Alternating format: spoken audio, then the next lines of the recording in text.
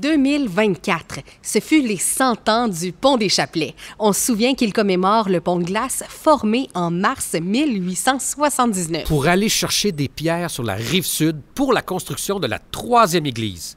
Pierres que l'on retrouve encore aujourd'hui dans l'annexe du petit sanctuaire. C'est l'entrepreneur Wilbrod Rousseau du Cap-de-la-Madeleine qui l'a construit. Mais les gros chapelets sont réalisés par Bernardin Desrobert de Trois-Rivières, machiniste spécialisé dans les ouvrages ornementaux en fer. C'est le 25 mai 1923 que les pèlerins ont pu enfin marcher dessus.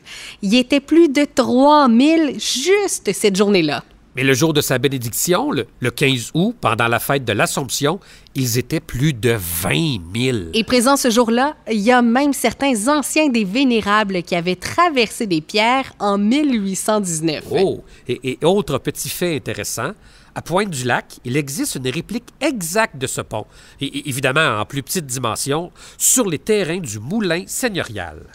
On va traverser le pont pour errer sur le chemin de croix. Il y a là encore moult choses à dire. Donc, que c'est le troisième à être installé sur le site du sanctuaire.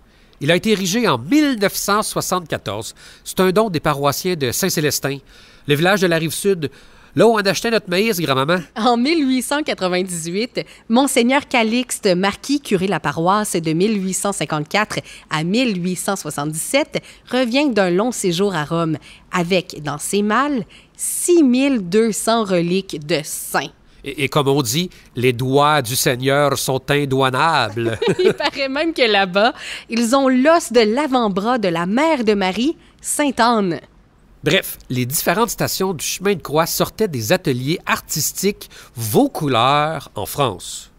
Toutes les stations, sauf la 12e, ont été installées au sanctuaire. Mais il y a 2 chemins de croix qui l'ont précédé, dont le premier tracé par le bon père Frédéric au printemps 1896. Le deuxième, fait par le père Dominique Prudhomme. Il avait gardé le plus gros monument du premier. En 1916, il y a eu un nouveau calvaire.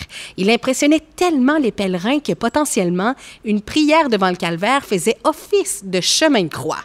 Sur ce calvaire, pour la station de la crucifixion de Jésus, on a placé des statues de Marie, Saint Jean l'Évangéliste et de Marie-Madeleine. Et elles sont encore là aujourd'hui. À l'intérieur du calvaire, il y a une piéta en ciment provenant d'une compagnie de Chicago, mais a été remplacée en 1974.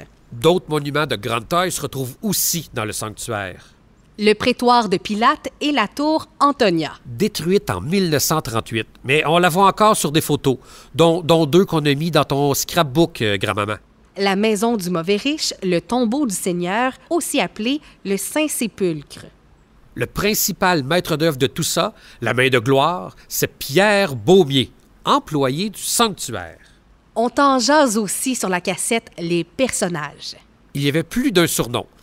Père Pierre, menuisier de la Reine du Rosaire, menuisier de Notre-Dame-du-Cap. Il faut savoir que les gros monuments en bois de 1896 à 1900 disparaîtront tour à tour et que même le tombeau de bois sera remplacé par un tombeau de béton et pierre en 1937. Finalement, en ce qui concerne le chemin de croix, il y en a un tout petit en plâtre, à l'intérieur du sanctuaire. Et il daterait de 1927. J'espère que tu as revu en mémoire là, toutes les beautés dont tu nous parlais, grand-maman. On va s'en retourner au poste d'accueil devant la basilique pour que tu puisses partir une toute nouvelle cassette.